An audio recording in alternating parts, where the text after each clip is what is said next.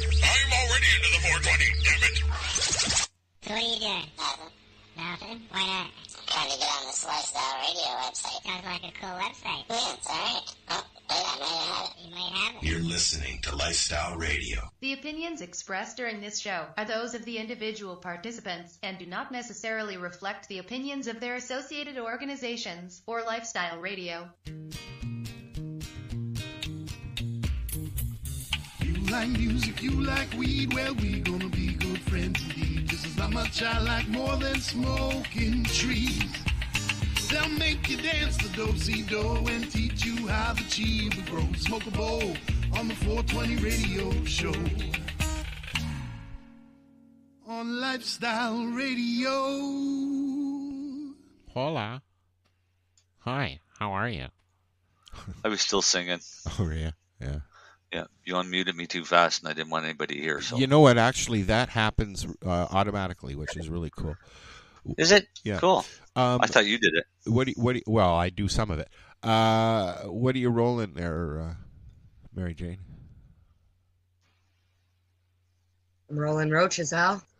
Oh, I got lots of roaches here to roll too. I'm there tomorrow. Yeah. Oh, no, I'll be there tomorrow at the store. I'm just too lazy. I didn't want to go today because I got to get gas, and I'm going to that event tomorrow in Peterborough, so I figured I'd just do it all at once. Peterborough. Yeah, the Keep Art Alive event. We're basically it's a live auction. Oh, cool. As well as an online auction, and cool. Yeah, it's just support. There's like a place in Peterborough that helps people with mental disabilities and just help them live like normal lives. Awesomeness. Oh, I should plug them. It's called Alternatives. I was just going to say you should. Yes. I just shared us twice, so that will be twice as good this week. Shared us twice where? On my wall. I'm editing to add you guys now. You see. Oh, okay, I gotcha. But it's shared on our page. I know it's shared on our page. Al, I'm sorry I missed you at Karma Cup. I was standing in Al's pocket. I know. I seen Al. I said hi. You were standing. before. I saw him. I saw you beside him. Okay, I wasn't sure. It was the other recording angle. then. It was the other. It was Irene's camera, and I just saw you standing, saying hi to Al. Oh, okay. Yeah. Yes. Okay. I had a lot of fun at Karma. I was going to ask you. You enjoyed it? Yes. Oh yeah. The most exciting news. I know there's no trophy for fourth. Don't bust my balls. But I actually came fourth in the topical category. By a difference of a 0.12. Oh. Yeah, and next I know where my failure is. Okay. So now you know for next year. Watch out, people. I'm coming for you next year. Yeah. All you winners. And all you want to be winners. Do you Get your entries ready. There were fuck. I knew all this stuff before the show started. I can't remember how many entries there were this year. But I don't even know. I know there was 13 in my category. 13? That would have been funny if there was 5, eh? Wow. If I came 4th out of 5. That would have been funny, but no. There was 13 topicals. And, I mean, it ranged everything from, pain relievers to... I entered my bath salts. Oh, did you? Is actually what I have to make here in a bit. I got to make some more bath salts for the event tomorrow. But I just didn't use strong enough oil. The medicinal effects weren't long-lasting, wasn't strong enough. So I'm on the hunt to get a better oil. Make your own? Yeah, it's the concentration, the recipe, and I think I might know who to talk to on this. I'm honestly thinking about getting a green oil machine. Different kind of oil. Okay. Green oil is that thick, black oil, right? Well, Theco, yeah. Yeah. Yeah, no, I'm talking about like. It shouldn't be that green though. No, it's like a green brown. oil comes. Green oil comes from people who don't know how to make oil. No, it's called a green oil machine. He knows that. He's just being an ass. Yeah. Oh. At least he's honest I about remember it. getting green oil when I was younger. But that machine would make green oil. Okay, you remember about 5 or 6 years ago, well, maybe a little bit earlier than that, but Ross got a green oil machine to try it. Yeah, they're selling them at the store for I know. $700 or some shit. Yeah, they're not cheap. And one night, Deb left it on overnight, and when they woke up, it was the consistency of a shatter, he said. Yep. Because everything would evaporate off. Yeah, so I mean that would be a good way to make shatters, and I think that this just might be. Well, not really, because it's also that would be a way to degrading a destroy lot. the machine. It's not just that. Like, yeah, it's probably not good for the machine, but you're depleting. You're heating up all of those cannabinoids. They're all going to decarboxylate. They're all going to start converting over to CBN. I meant it's a good way to make oil safely, is what I meant. Yeah, they say it's safe. Well, it's a distiller, even still, outside is still safe. If you get one, yeah, I'd still be worried about fumes. If you get one that's on the cheaper side of things, they have seals for water, not alcohol. So you have to make sure you get one that's rated for alcohol at the very least. I don't know. I'd rather just let somebody else do it because they know what they're doing. Well, I don't have somebody else up here to do it. Oh, did you see the new product that hit the OCS? The lemonade? No, the 8-ball Kush Shatterizer in the pod. Like already comes. What is it? 510 thread? Is that what they call it? The in your standard pod, right? Yeah, the small. It's a different. I don't know. I'm excited. I ordered one. I'm just waiting. OCS. Through OCS now. And you can get the 8-ball Kush shatter as well, I believe. Shatter now, which I have tried. Which is I'm pretty sure they have shatter wax and butter. Is that right? I might be mistaken. Yes, as well as now the new cartridges. Yes. And the pre-rolls. Ooh. Yes, that's right. Yes, the pre-rolls. And they're like and it's like a You're gonna say the Fuka joint? It's like a Fuka. Yeah, I was trying to think of who's cutting. And then he stops. Somebody with your camera off. Darcy. You. Gotta be you. I don't know what you're talking about. Show yourself. Dale's got his mic muted. MJ, the reason I got my camera turned off is because my battery eats it up like crazy. Like I was 100% when I started, and I'm already at 84%. So plug it in, buddy. See, mine's plugged in right now.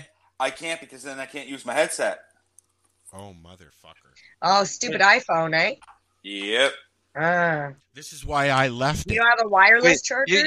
You can't plug in like the base? your phone and your headset at the same time? No, not because of the new it's an iPhone FireWire thing. It's the same port. Yeah, it's the FireWire or whatever it's called. It's stupid. Yeah. iPhone's stupid. Now, you have to charge it. In the U.S., in Europe, I should say, they have been told, Apple and Android have been told that they all have to have the same plug now from this date on because it's just gotten fucking ridiculous. Yeah, but did you see what their solution was? No. Have you seen what Apple started doing? Not just Apple. Well, they have a plug that you can buy that fits in the plug. A toggle. It's a toggle that costs $20 fucking for that. Yeah. Well, okay, what it is they have the normal iPhone slot in the bottom of the phone. Sorry, I shouldn't be doing that. So you have the thing you put in the iPhone, and then on the other side of the cord, it's a USB-C. Yes. It's not a USB-A. It's a USB-C. Fuckers. And you're looking at it going, how in the fuck am I supposed to put this into the block that I already have? And I think that's where Darcy was getting at. It's an adapter piece now that you have to buy. Don't buy it for $20. Go to the dollar store. They actually have them for $4. Yeah. What she said. Hey, that didn't help me 2 weeks ago, MJ. I'm sorry. But everything's doing it. Like, my boyfriend got Beats for his birthday. Same thing. Yep. I got a pair of Beats here that they charge up, but the power button won't turn them on. So that's why I can't do it wireless. So that's why I got to have them plugged in with the cord. And if I haven't plugged in with the cord, like I'm using them now, talking to you guys, and they work fine.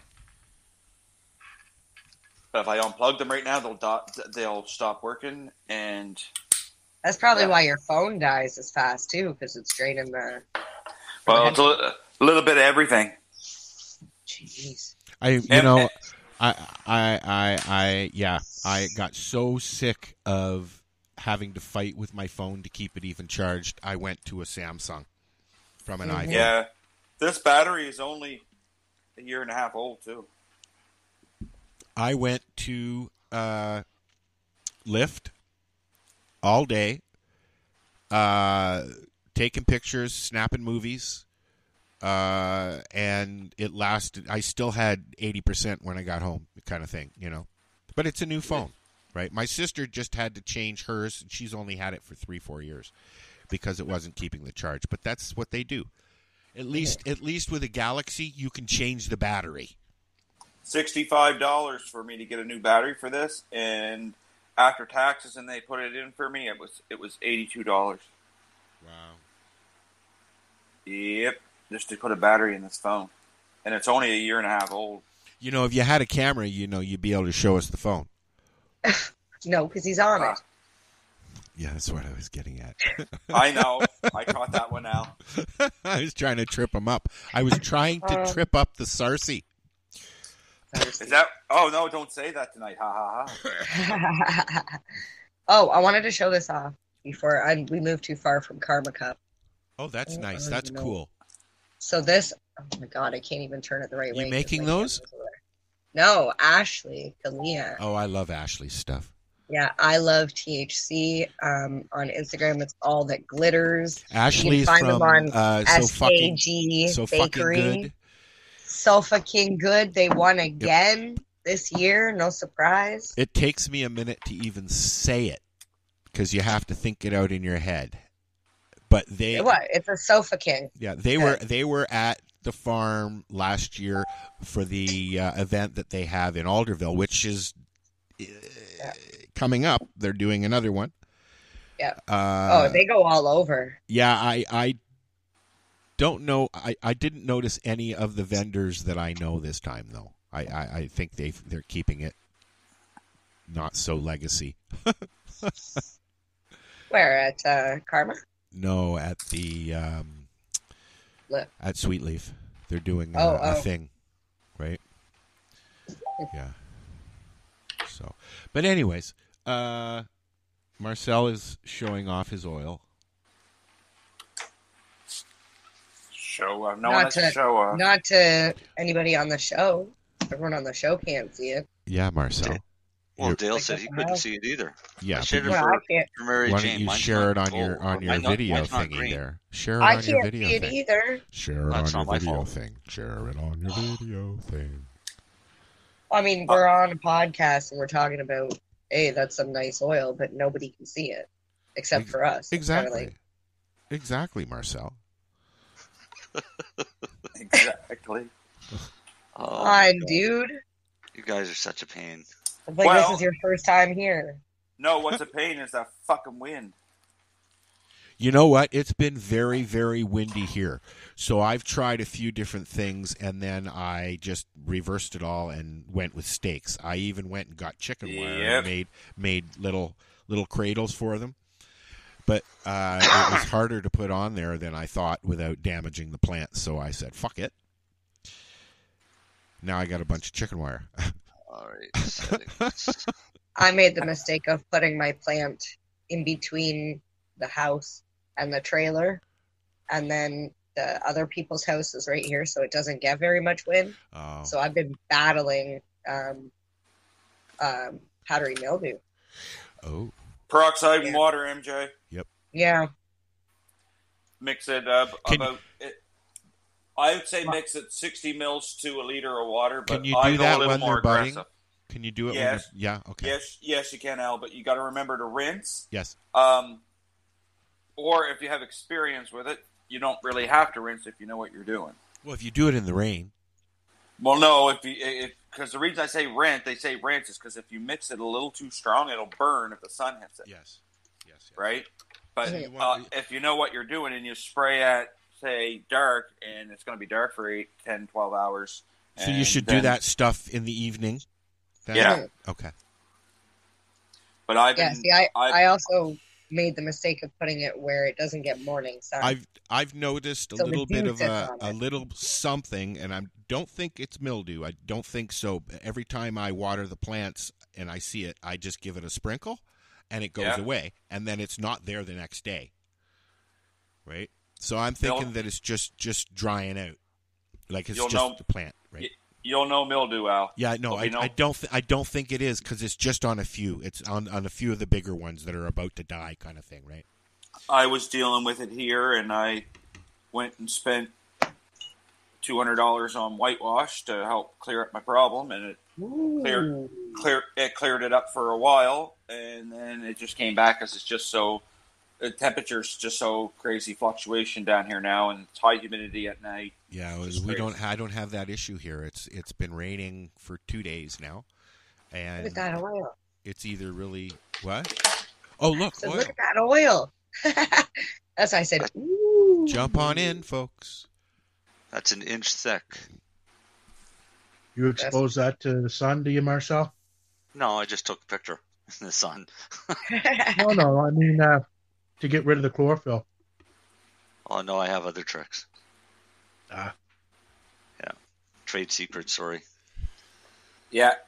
It's an amazing trade secret, but it works and it removes all chlorophyll and doesn't remove any THC.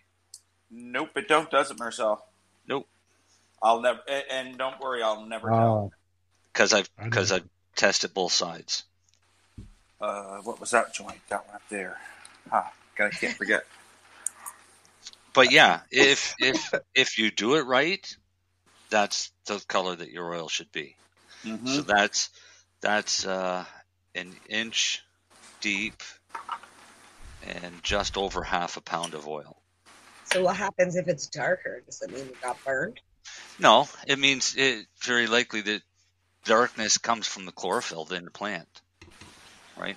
So one way to guarantee that your oil is going to come out green is when you look at some of the instructions that people give, and they say that you should soak it for 20 minutes. Some people soak it for 20 hours. That's when you get really dark. Pardon me? I heard green oil was honey oil, and that was just the dealer or the guy's way of making twice as much oil. No, it's just his oil's got chlorophyll in it. The problem with oil is it can be manipulated so easily for profit. Mm-hmm. All right? Because if you think of 1 gram of oil, all right, just a small little fraction of what's in that picture, 1 gram of oil can be cut 10 times and nobody would ever know the difference.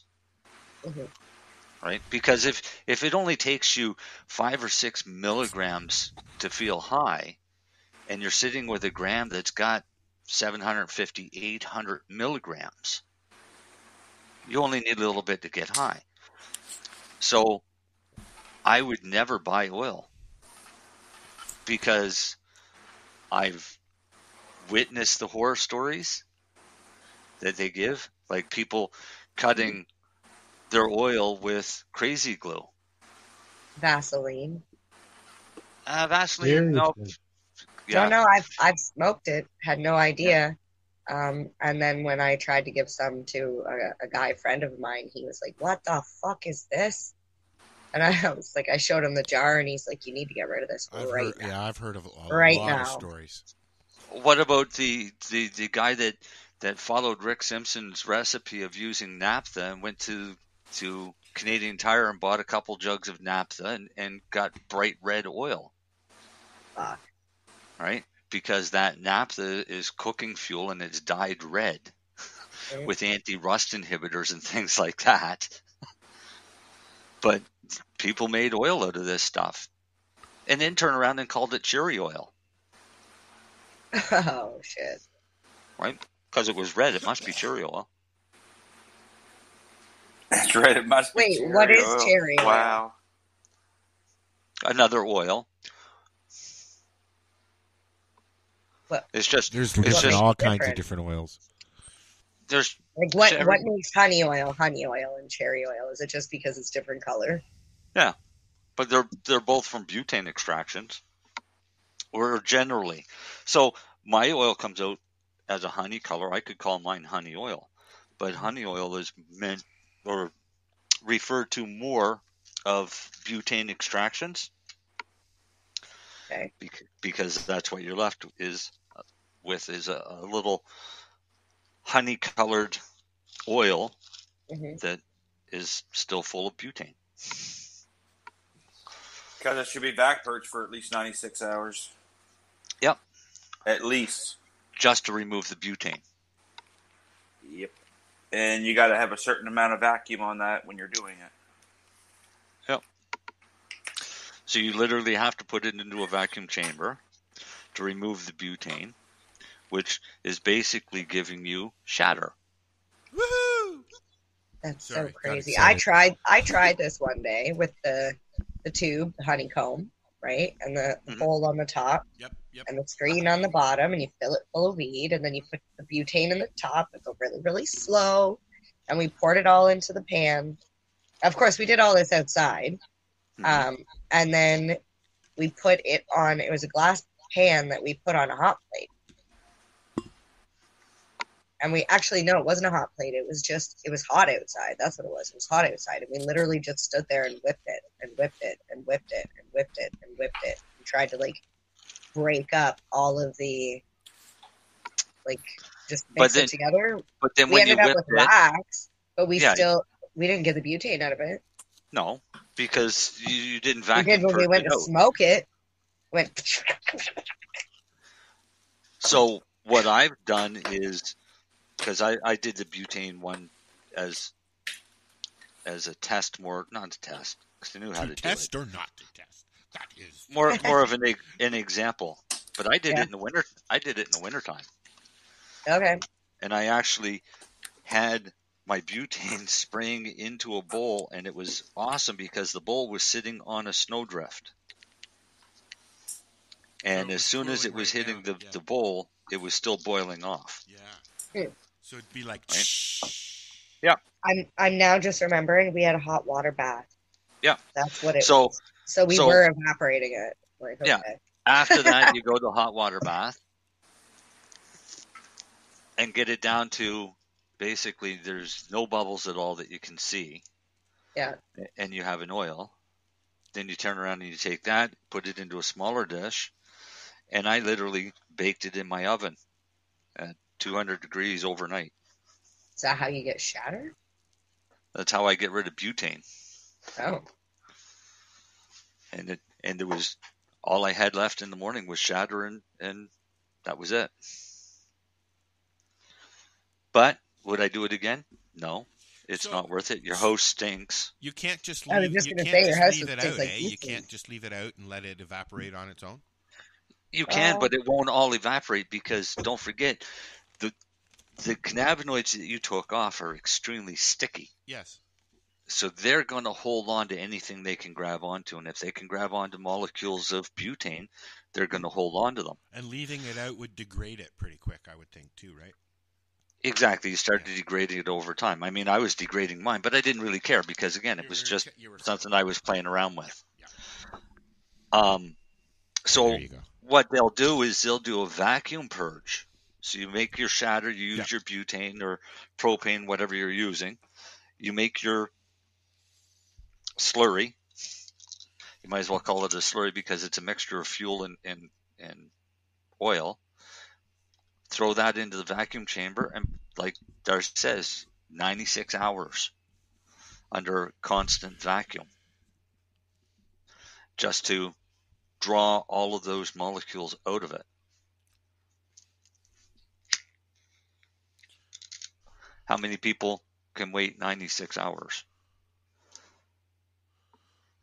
I don't want to wait that long. All right. So, it's not a matter so of in all honesty, you're much safer buying shatter and most shatters will tell you how it was purged, or quality shatters will tell you how it was purged. You know, but when you go to an event and you buy a little pouch of shatter from this company or that company, you don't exactly know what you're getting until you look at it and try it. And there are a lot of people out there that'll try and make a few bucks by squeezing some more out, which means adding additives and shit, right? Let me throw this at you. What year did you start using cannabis? Oh, don't ask me questions like that.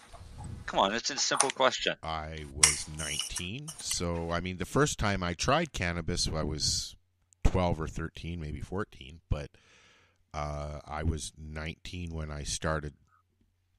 You know, when my buddy said, "Oh, come on, it's time you tried it." So that's like 82, 81, 82? 59 on the 29th here. So that's 59 on the 29th. Yeah. You're 19. That'd put you around 82 or 83. Wow. Yeah. So in that time, how much stuff do you think you got was exactly what you were told? Not much. Right. So, I mean, it hasn't changed. What is it this week, Joe? Purple Kush. You know, and that's literally what they do. I walked into a dispensary and nobody was there. So I said, how do you guys choose what strains you're going to offer up for this price or that price? He says the boss walks in, goes this one, this one, this one, this one, and this one, and that's how you go about your day. So it wasn't a matter of if it was a AAA bud or if it was, you know, an A bud or a quad as they call it now.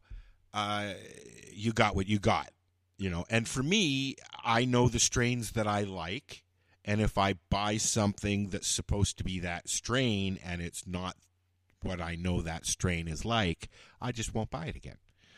Right. You know? But see, the dispensaries now is a little different because before we had dispensaries, we had to deal with the guy on the street. And you were subjected to whatever Buddy down had. the road. Come on, say it properly. Right. Right. Adam in apartment 12. Yeah, that's right. Yeah.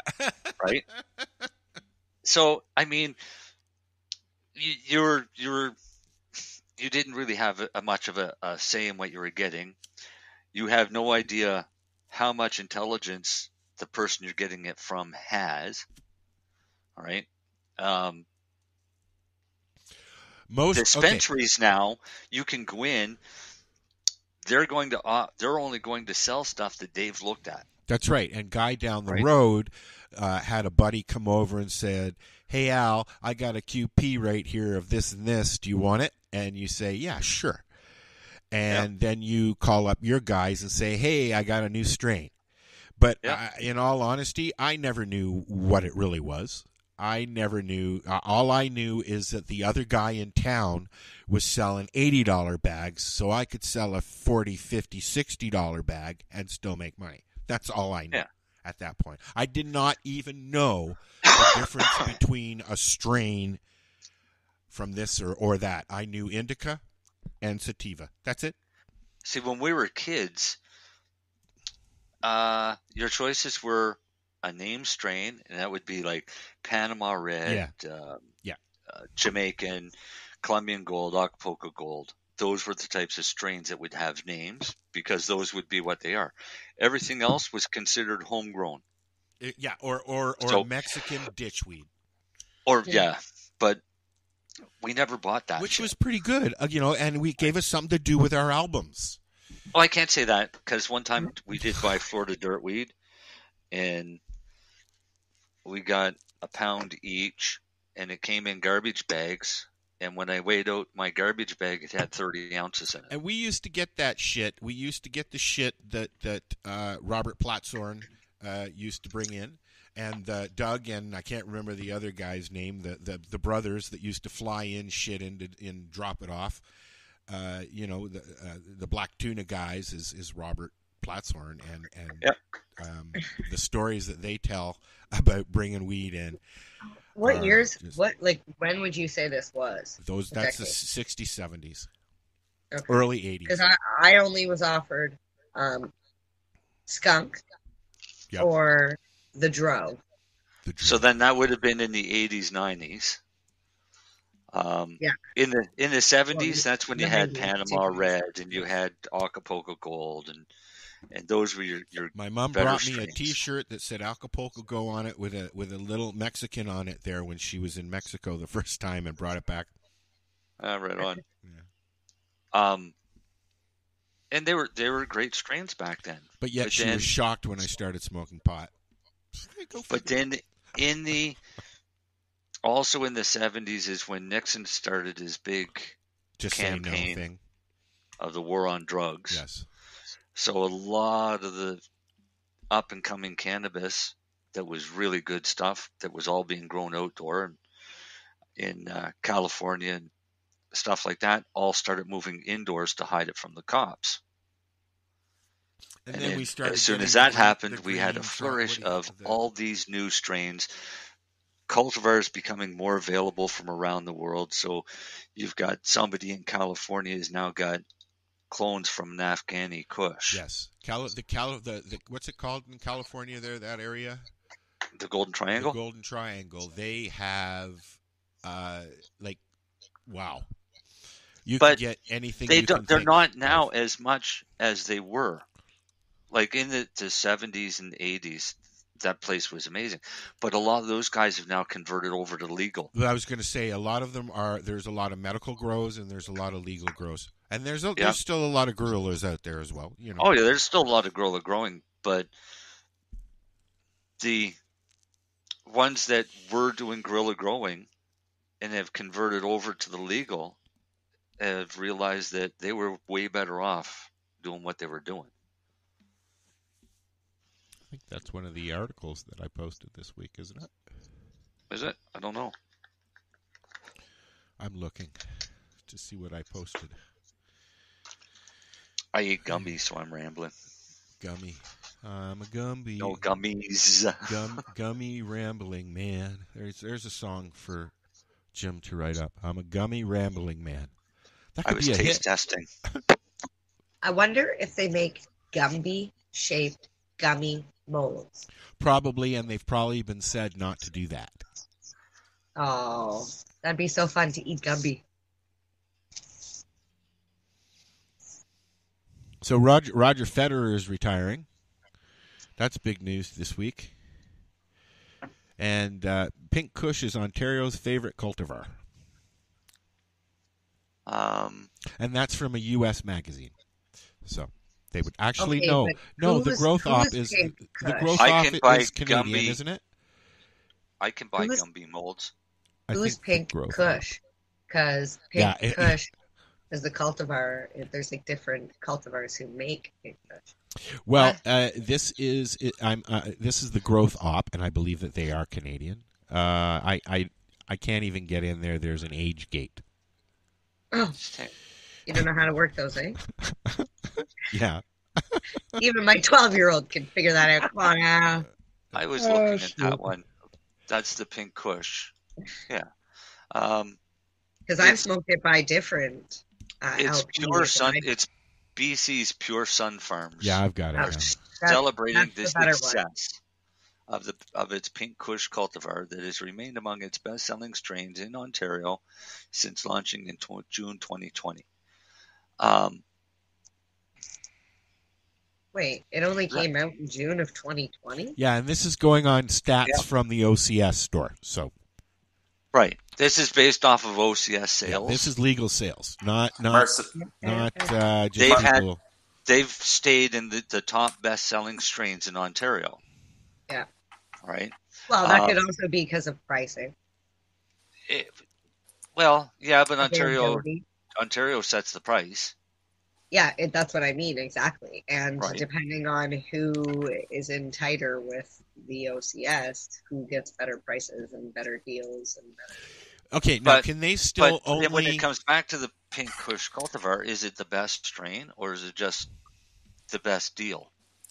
It's the best. They sell better strains than Pink Kush. They sell a mint chocolate chip that's fucking amazing. But maybe they don't sell more of it. They sell less of it. Pure Sun Farms does great, but I mean, I'm not a Kush fan. You know, I hear Shatterizer brand is doing very well at the OCS. Yes. I mean, Kush to me. Well, it's hard to keep up. Yeah, they can't even keep it in stock.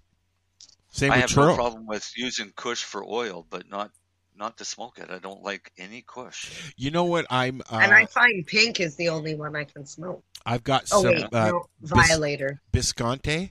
Oh no, Hindu. And it's got a very, very diesely taste to it. Oh, the Biscotti. I don't like it. Yeah, I don't like it. I won't get it again. I like them. So you don't like the diesel flavors? I don't mind them. I don't like the Kush flavors. I don't mind the Kush flavors, but I'm not a Kush fan. I love the because citrus flavors. I don't like being couch bedded. I like the skanky, gassy, fuely. The diesely. No, not diesely. Like it's almost like gas. I thought diesel was gas. Well, no, it is. It is, but gas. It's different a different scent. It's just a different scent. Oh, it smells the same to me. Oh, I can give you. I find diesel stuff has it's got a little bit of a back gruffy on the throat down at the bottom as it's going in, and it tastes like you smell diesel fuel, and I don't like it. I know it's not. It's just the odor of the plant, but I don't like it. I don't like the smell of gasoline. I had a whole yard full of it last year. What's that? I had a whole yard full of diesel last year. And did it smell like your backyard was full of diesel fuel or weed? Well, weed and diesel fuel, because I had more than just that in there. This year it smells like skunks. You know, it's just starting now. My buds, I should take some pictures this week, and they're just, probably about the size of a dime now. I had 2 branches break off in the wind. Al? Yeah. I literally have buds out there, and I'm not shitting you. About top colas are about 3.5 feet long, and they're bigger than your head. Well, as we were talking about stuff before the show, I have ordered a greenhouse. It's a 6x12 hobby greenhouse. It's 6.5 point something feet tall at the peak. Hoping to be able to get it up. It's coming this week, or next week. So I'm hoping to have it up on the weekend because it's dropping down to like 6-8 at night. Right? Yep. What's wrong, Mary Jane? You got a head rush? There you go, Al. I sent you a picture. I'm sorry. You said you were hoping to get it up. Oh, sorry. I have no problem getting it up, Mary Jane. I'm sorry, that was me. I don't have that issue yet. Thank you. What? Do you have a caulking gun and some silicone caulking? I'm getting clear caulking. I read the stuff. I'm getting clear caulking, and I'm siliconing it on the outside of each one as when we're done. All the windows, right? The panes. Yeah. Because then it stops the cold air coming through. Right? No, it's not just that. It's to keep them from blowing away. Okay. Because you get a lot of wind. If any wind can get in around those edges, they will. Yeah. Then it's going to pop the window out. Okay. And it's gone. Yeah, I know. And the rest of the greenhouse goes because it's got an opening now. Yes, but the good thing is those panels are replaceable. It is, but it's still a pain in the ass. And then you end up in Lake Superior, Al. Yeah, exactly. Be like, caulk them on the outside, not the inside. Ew. What's that? You want them caulked on the outside, not the inside. Oh, yes, of course. My God. You guys are killing me. Talking about all this caulk. Because we're talking about caulking. Get your mind out of the gutter. You guys don't stop. Hey, You just got a gutter mind. I just Marcel? want. Yeah. What? Yeah. Maybe it makes it all. Maybe it makes her all hot and bothered. Oh yeah. Good thing she wasn't on that phone call last night. What call? I miss it. Darcy and I were talking about what Darcy does with gummies.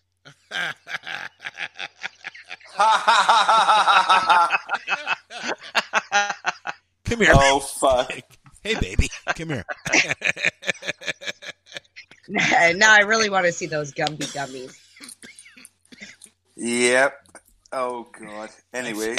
Those are nice pictures. Those are just little Why don't you share those so we can see them, Darcy? You can see them. No, but I mean, put it as your virtual background. Use your background. Oh. Buddy. You can do it on your phone as well. I know. Give me. My hands are occupied at the moment. Just give me a second.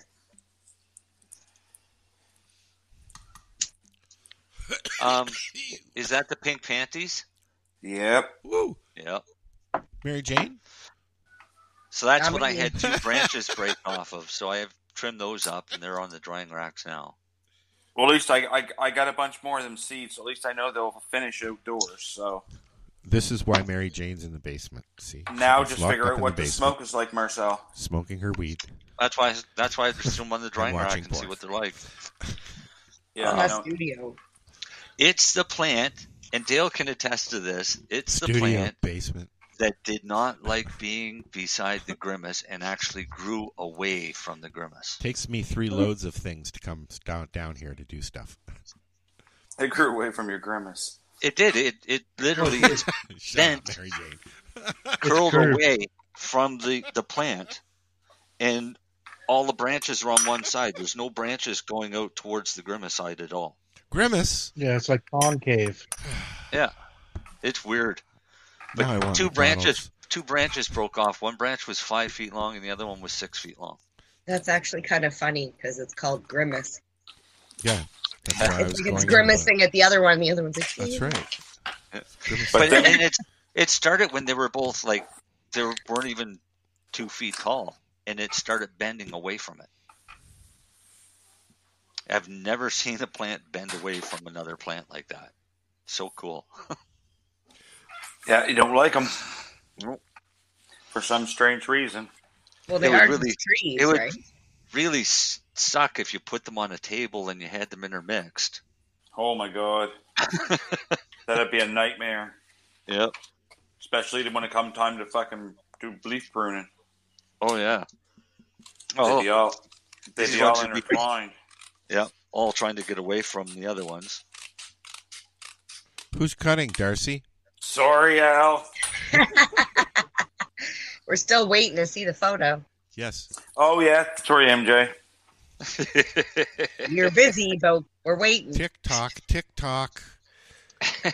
Sorry, I'm a woman. I'm not patience and female don't go together. Oh, no. We'll get out of that, dummy. Get out of that. How did I do this the other day? He's like, don't share that photo. Oh, dear God. No.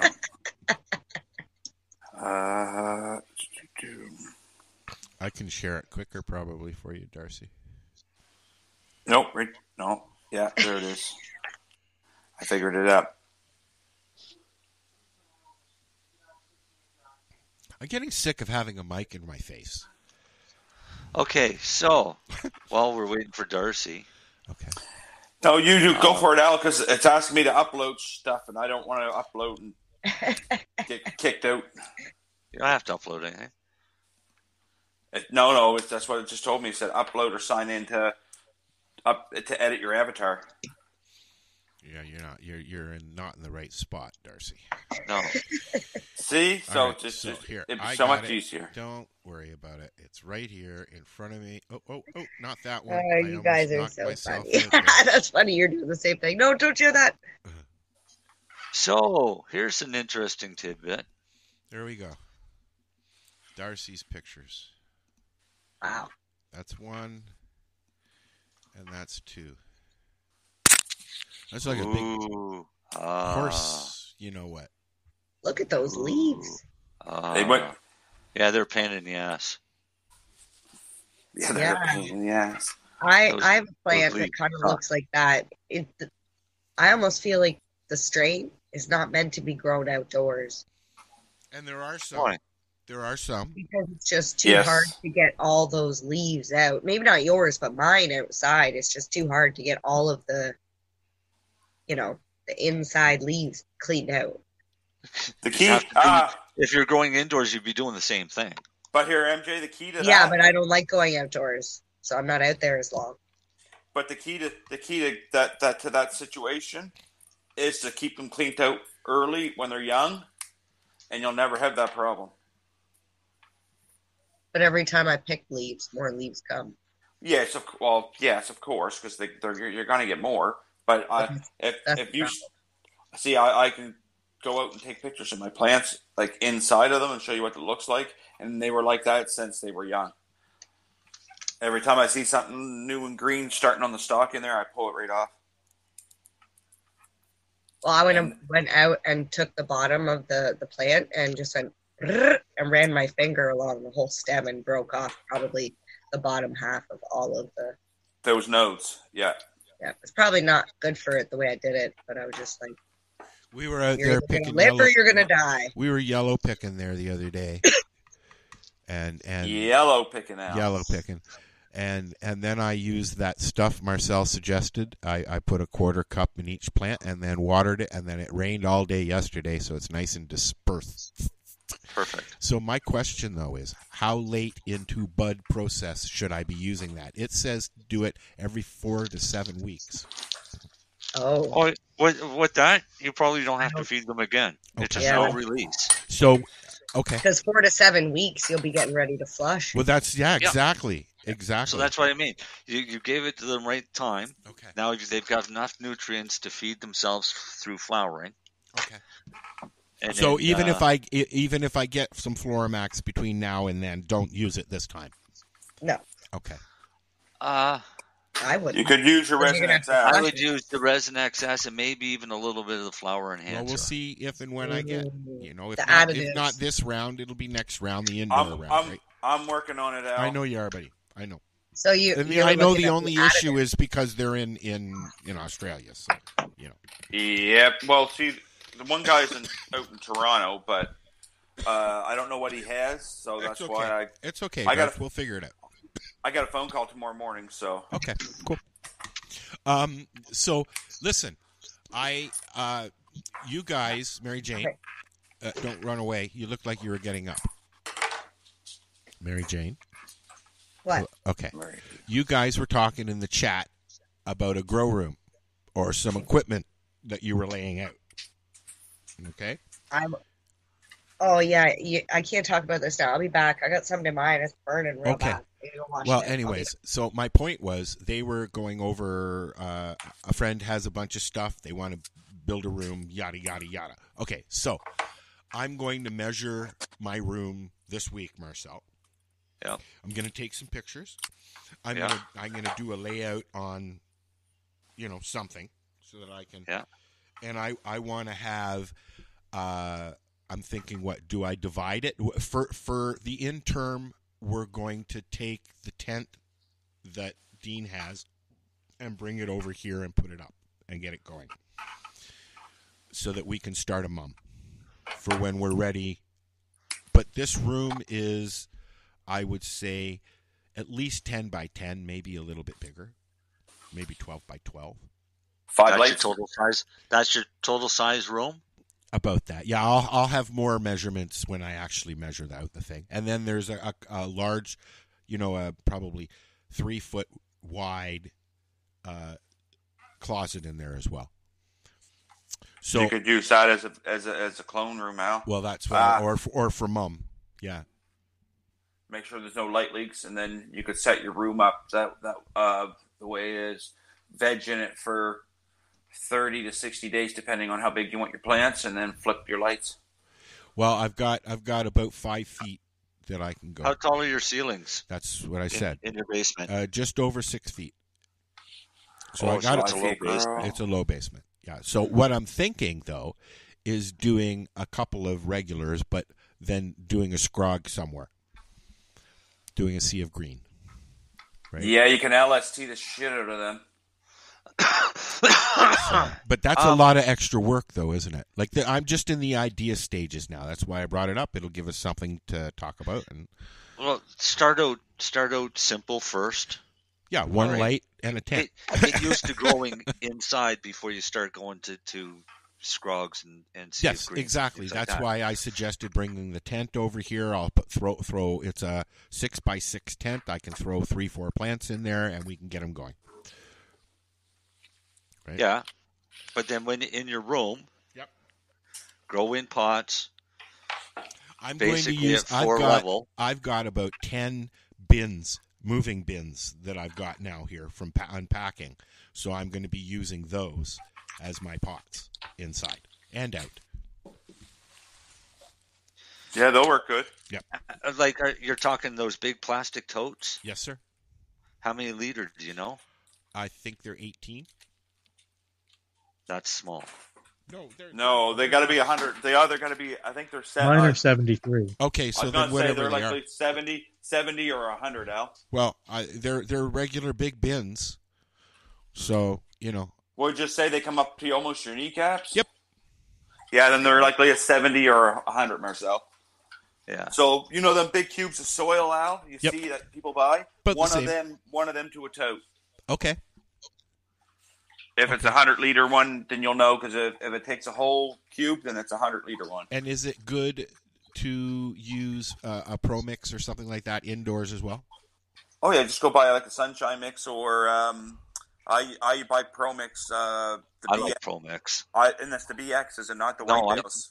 Can I like ask? the Pro Mix general purpose. General purpose is what you get, Marcel. I get stuff with the mycorrhizin. Veg. General purpose has mycorrhizin. Veg and herbs. They have a veg and herb Pro Mix. A big right. bales. Is that the organic one? I don't know if it's organic or not. I can ask. Look to make sure. See if it's got food in it, Al. If it's organic, I can use it. If it has food in it, I can't. Well, no, if it does, you can. It's just slow release food. So to me, it's a no-brainer. The general purpose has a small amount of slow release food. It's not enough for a cannabis plant. Okay. But it's enough for you to miss a feeding. Okay. Right? Because it's always getting some food. So you just feed as you normally do. The plant's going to take it. If you're overfeeding, the plant's going to tell you. Oh yeah, you're going to burn it tips your leaves out. What are you doing, Marijane? Making salts? Cool. See, I'm giving you all this gross stuff now. It's not even the gross segment, Al. I know. Well, I this is the time where we're going to, on the show, I'm going to start taking pictures and videotaping two old guys trying to build a grow room.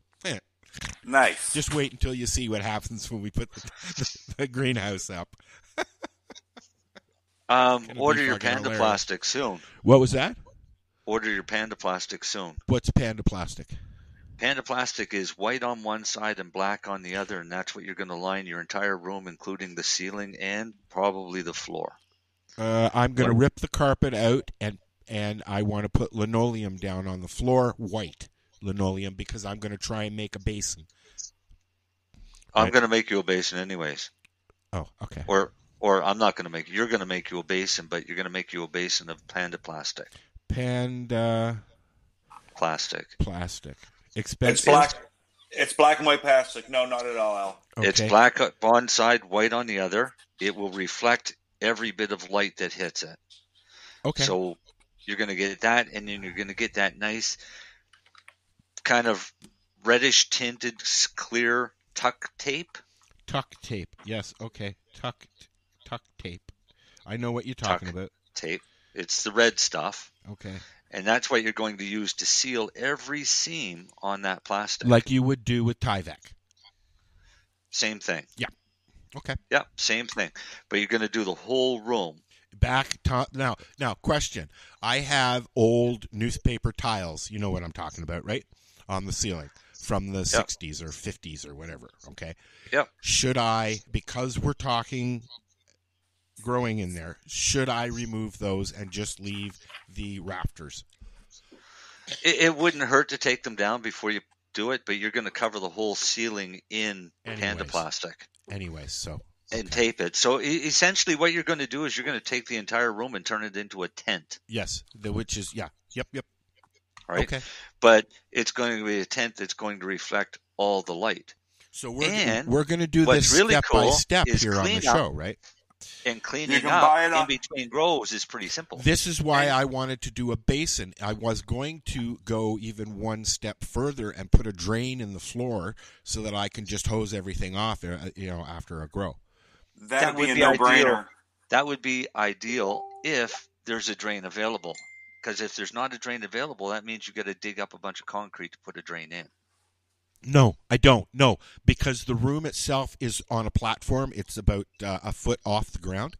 So there's actually nothing underneath it. I'll just go in between the braces and run a piece of PVC piping and a drain and all that. I think I got it planned out in my head. We'll see if it works. Is this a raised wooden platform? Yes. It's a room inside a room.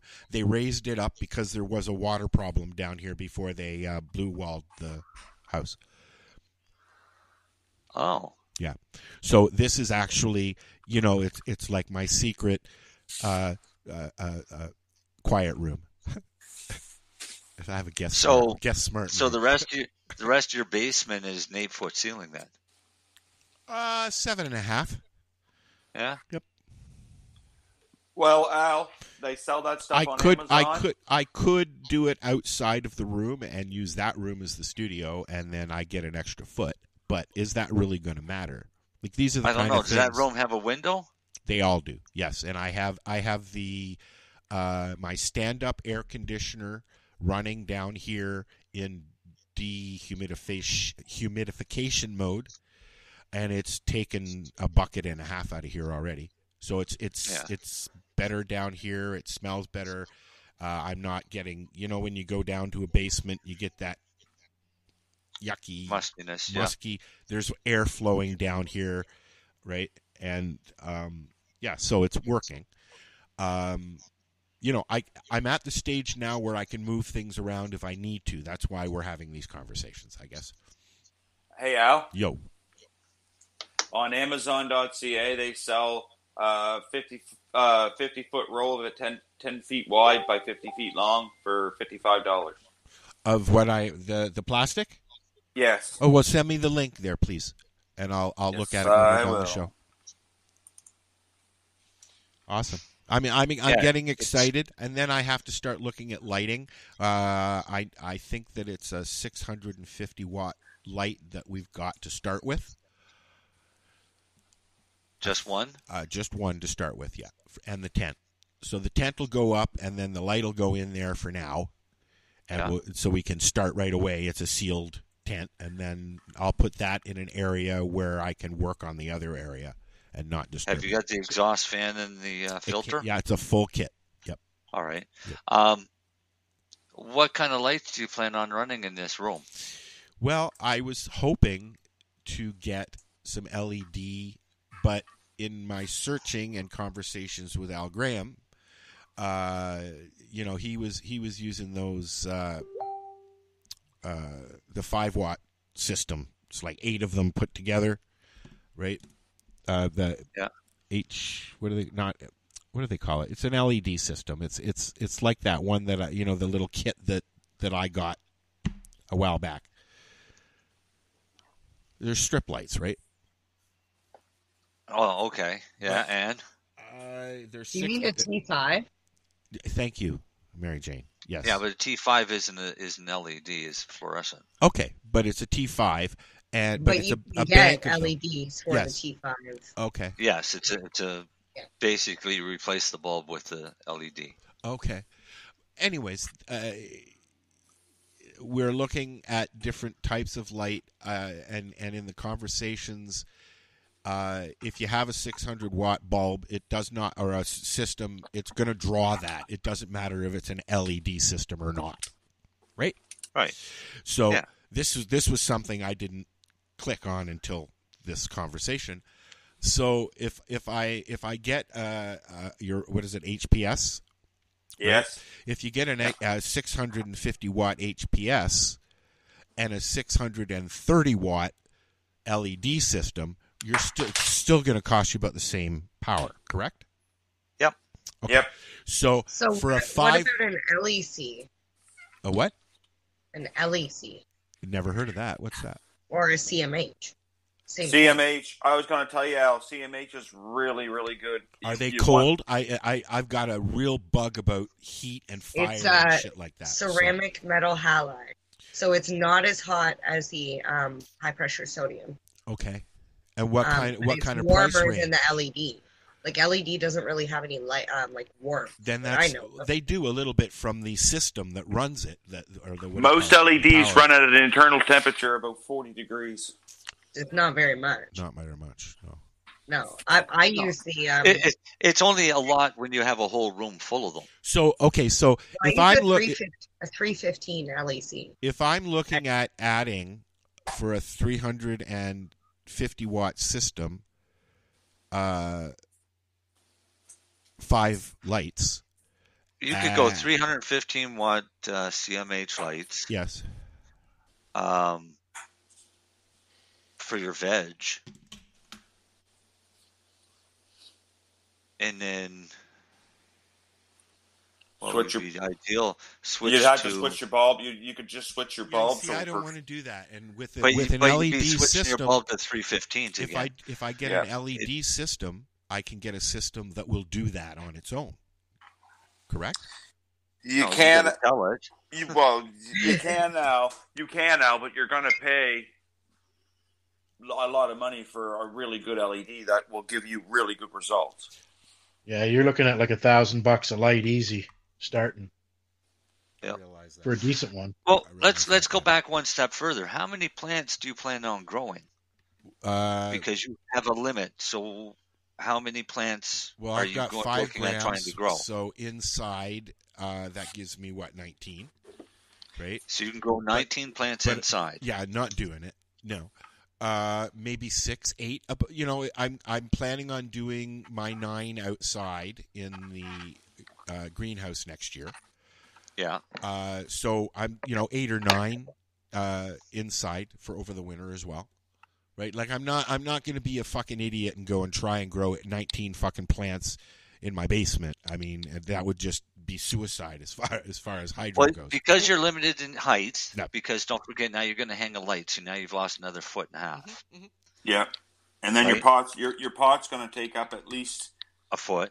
Well, if it's some toast, they're a little harder than a foot. Yeah, they're 1.5 feet. So now we've got you've basically got a tabletop growing space. So in your totes, you could do 2 plants per tote. Really? And, 2 plants, well, because they're not going to be growing that big. Grow 2 plants per tote. Mm-hmm. And do 4 totes. That'll give you your 8 plants under 2 lights. Oh, okay. That's right. Pretty. Now, would it make sense to try the light we have and get an LED? Get whatever you want. Can I run both at the same time? That's up to your electrical power. No. It won't affect the plants using an LED system and a highlight system or something like that? Not really. Okay. It might It's going to benefit. Okay. One's going to get benefit out of it. Okay. All right.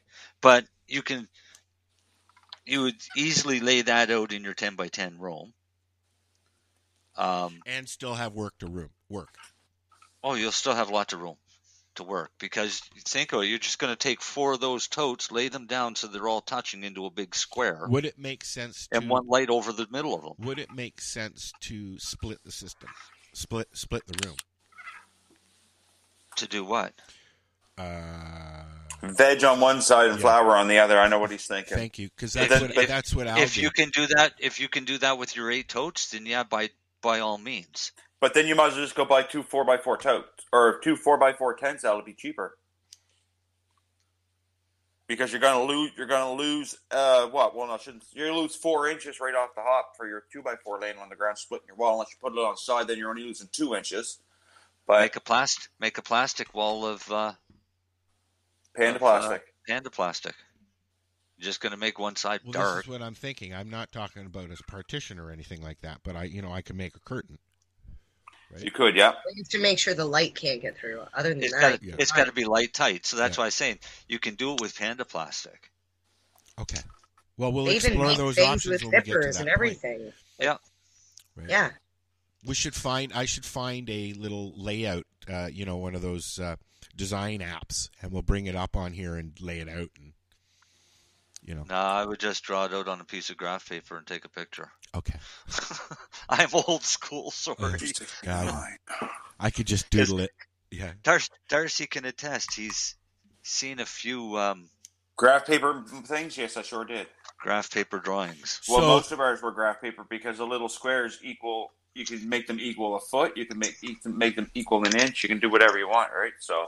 Actually, Al, I have an idea. Take photos of the room, your basement, or whatever room you're going to put the grow room in, and post them in the group chat.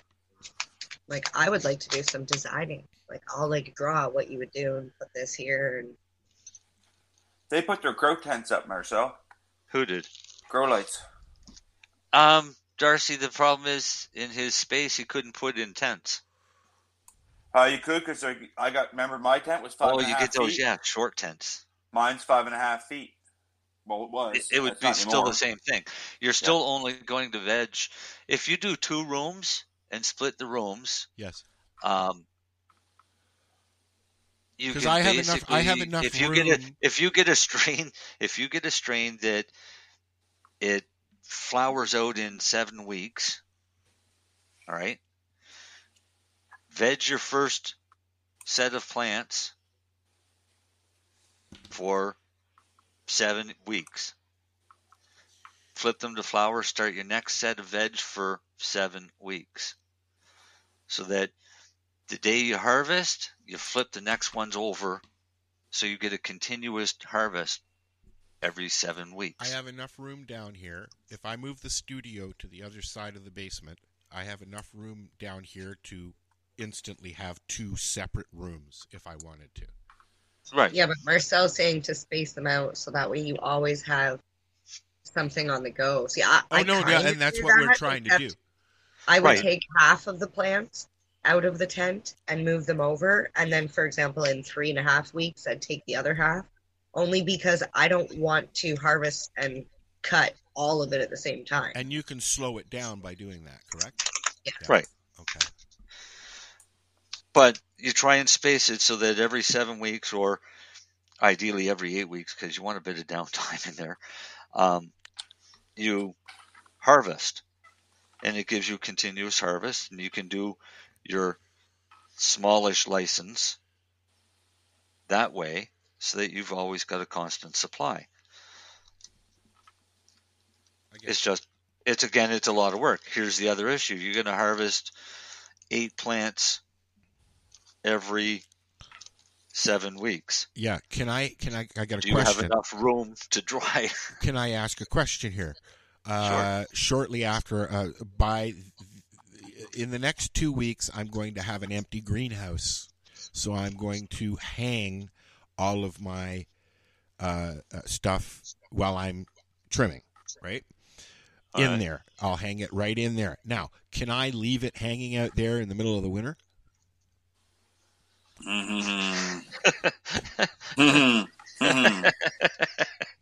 Marcel, answer that.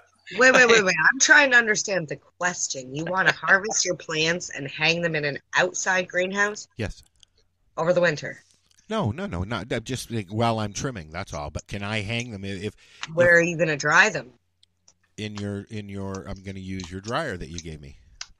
But inside the house. Wait now. Inside, yeah.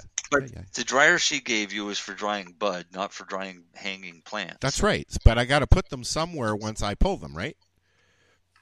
Well, don't pull them. Well, I have to if it starts fucking snowing shit. Why? They're in a greenhouse. Well, I'm hoping that, yes, they'll be in a greenhouse, yes.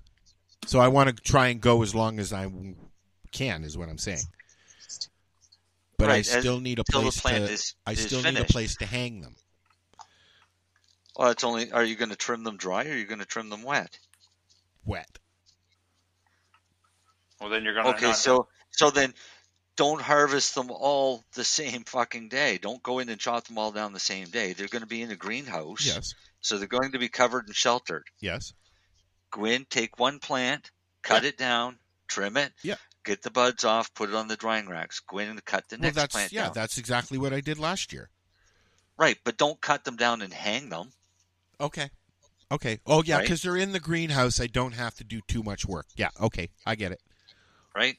So save one whole step, because if you're just hanging the plants, then you're going to try and have to rush to get them trimmed. Okay.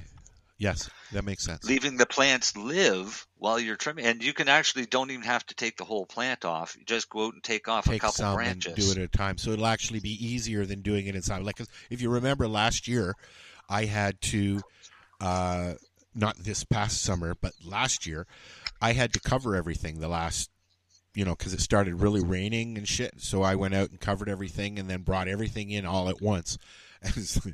Well, Mary Jane saw it.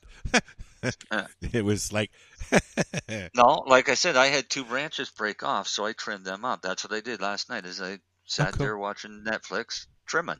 What were you watching? I don't even fucking remember. Oh, it was some Polish series that was on that we finished. Yeah, so I'm excited. I'm excited to but I want to get the greenhouse up first, and then we'll worry about the basement. Right?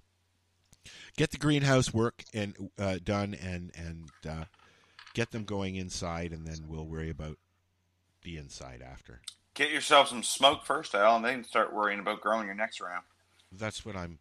Yeah, that's exactly. Yep. Because the biggest mistake a lot of people make is they'll start doing that indoor, start building that indoor grow, and that day that you say, "Oh, I'll pick them leaf off tomorrow. I'll concentrate on this."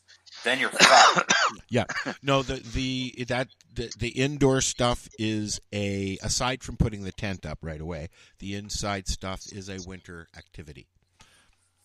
Yep. Well, yeah, because you're going to spend much to do up here in the 1 to 4 hours a day inside there every day, 7 days a week. Yeah. Yep. Right? Because you got to feed them, you got to water them. Yep. Unless, no, you can't. Well, I have water down here. If you put a drain in, if you put a drain in, we could do an automated watering system. In the future, sure. Yep. And I do have access to a licensed contractor who has an electrician and all that too. So this is going to be done on the up and up. And I'm going to make sure that it's done in a way that I can, so that other people can do this. Here's something you've got to keep in mind too. I'm not going to spend a lot of money on this. I'm going to do this on the cheap, and so I want to, so other people can do the same thing, right? But something else you have to think about is you're going to be drawing twice as much power. Oh yes, I know. Right? Yeah. Because you're going to be running 4 lights instead of 2. Yeah. Plus, for your 8 plants. Plus, I have a high efficiency electric furnace as well. So I know. Go to one, Marcel. You could just go to 2 630s. I think that might be what we have. It's either for the flowering room. You mean? It's either a 630 or that's what I was thinking. Is 2 630s in the flowering room, 2 315s in the veg. Yep. That would keep the veg down enough that you don't run out of space in flowering for the same period of time for that 7 weeks. Well, we'll see as we go, right? We'll see as we go, man. Then it's just a matter of drag the toads over and let them go. Yep. Also, here's something else you got to think about, because nobody ever thinks of this, especially when you're growing inside. And it doesn't matter what medium you're using, because when you're throwing that medium out, you got to think about what are you going to do with all that dirt. I'm going to put it in my backyard and use it for my planters. All right. That's exactly what I do. Yeah, planters in the front yard. Uh-huh. You might end up building a few new planters. That's fine. I've filled in a whole area. And I am also in the woods, just outside of town. I could literally go and just, dump some soil in the woods kind of thing, literally. So. Well, you're going to be dumping 8 totes every 7 weeks. Okay. So that gives me stuff for next year for planting. In the sure front does. of the house and in the back. Now, can I reuse any of that medium? Yeah. Ideally, no. Why are you smiling, Mary Jane? You're like that was like don't do that. I was just thinking, I reuse mine outside in the garden. And that's. But I wouldn't reuse it for cannabis. Well, that's what I'm getting at. Why can't I reuse it for cannabis? Because of unless are you building it? Oh, sorry, MJ, go ahead. I was just going to say that I don't know, but that my preference. I don't like to use it again for cannabis.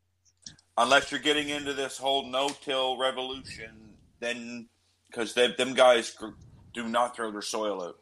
They build that over like years and years and years, and they continue to grow in the same 100-gallon pot. It's okay. The ground surrounding the house is mostly rock, like a really, really, really, really small pebbles that's been refilled because the house it was dug all around the house, and then that's what they use, like the stuff you'd see on a driveway, that kind of stuff. Yeah.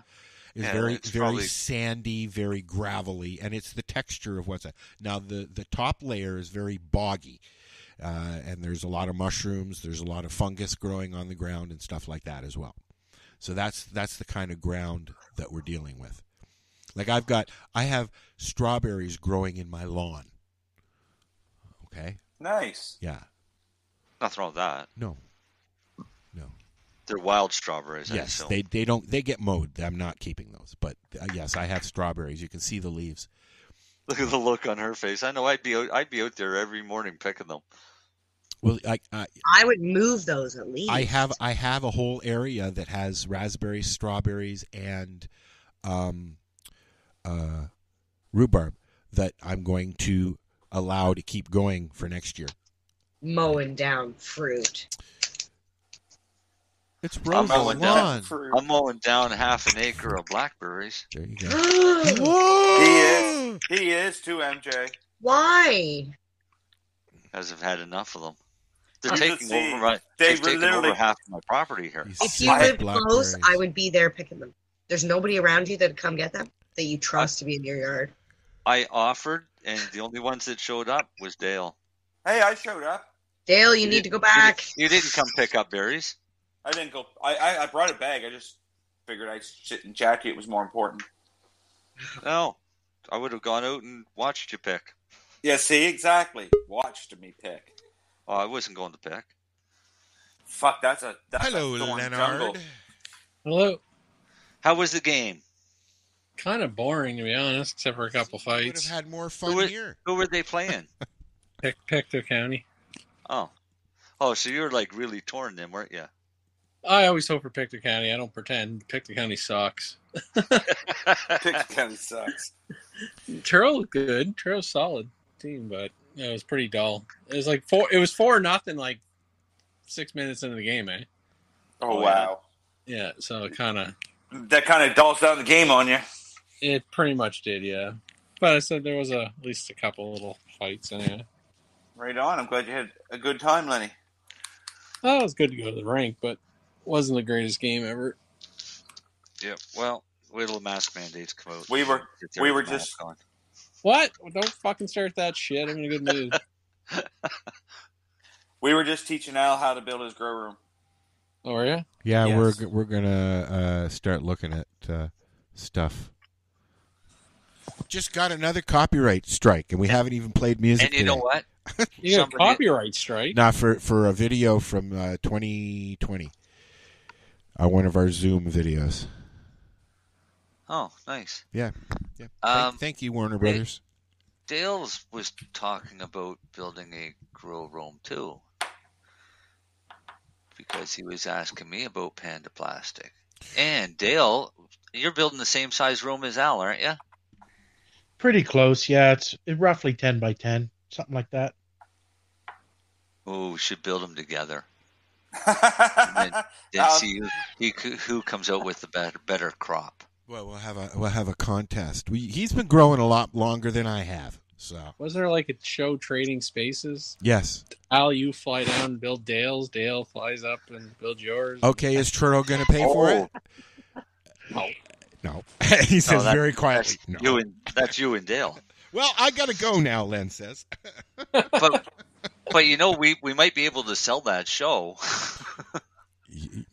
If you film it, they will come. If you film it, they will come. Yeah. Well, I'm gonna. One thing I am going to do is put a camera up in there so that I can flip it on and sit there and watch my plants grow. Sure. I have 3 in the backyard right now. Ooh. I got 9. Catching in your backyard, really? Yes. At your new place. So is it more secure, your new place, Darcy? I don't fucking think so. Oh. not in that neighborhood. Hey, I went from heaven 4 neighbors to heaven 18. So the house on the hill has a lot of people. I would say about 18 people in it, 19 people in it, and the one right beside me you'd have half dozen or more. Well, keep your cameras up. Oh, well, you can only do so much, I guess. Hopefully they just, I keep saying, every time I'm out there, I keep talking to myself. So maybe you should think about a greenhouse, buddy. No, I know what I'd like to do is an 8 by 8 by 8 feet high chain link fence with a top on it. Fencing in my backyard before winter for the dog. My dog you have a garage, dude. Yeah, I do. You do? I do. I can always put them in the garage at nighttime. But see, I was going to ask you guys, at what point should I worry about them and bring them in? Well, when it gets down September. No, when your nighttime temperatures get below 10 degrees, usually. Well, it's already happened, dude. It's a fucking 11 degrees. It's like 11 degrees here in Truro tonight. Oh, I thought you guys were talking about for thievery, not for like frost or like. Oh, we've got frost warnings coming. That's real what I'm soon thinking here. about. Oh, we Darcy will. talking about all his neighbors. Oh no, that too, MJ. I mean that too. Well, that's why. Okay, so that's why I had to put my plant where it is, and it's getting not enough light. It's not enough air. 22. It's legal. Leave the guys' fucking plants alone. They'll just walk off with a bucket. It's fucking bullshit, man. Go grow your own fucking weed. Here's what I was thinking. Everybody's allowed to do it. Hello? You know those trailers, the tent trailers that pop up and go out? Yabba. So I have one in my driveway. It's been blocking the plant. Why don't you just use your tent? What I was thinking is putting the tent or the trailer down, putting the plant on top, and then jacking the tent trailer back up. So that way, if anybody did see it, they're going to have to climb up onto the tent trailer to get it. They would try, though. Kids would try, unfortunately. Just because it's there. Well, at least where it is, they're not seeing it. But I'm going to mix some biscotti, some critique, Shatrique, and some. What is Shatrique? I don't know. It's a sativa. And some Death Bubba. Gonna put it all together. Oh, you're talking about weed? I thought you were talking about food. Sorry. I got some apple face and some face melt OG. Apple face melt OG. No, they're two different. No, I mean if you mix them. Yeah. I ate two gummies. I already feel like my face melted. You can call it apple melt OG, MJ. Apple melt. Okay.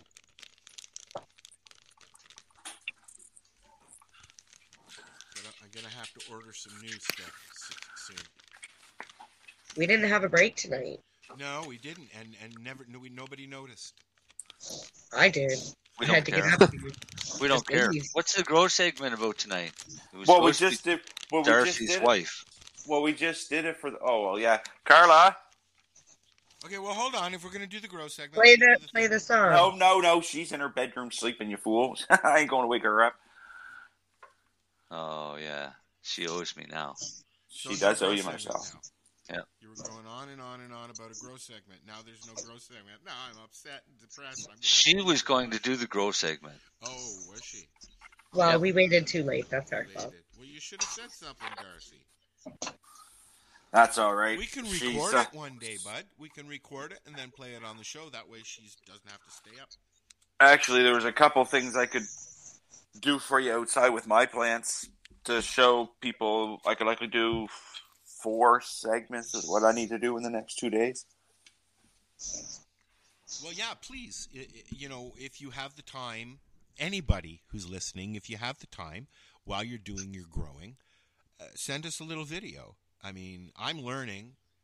Mary Jane's doing pretty good. These guys, fucking professionals over here. I'm actually thinking about starting a segment or a podcast called Bad Plant Parenting with MJ.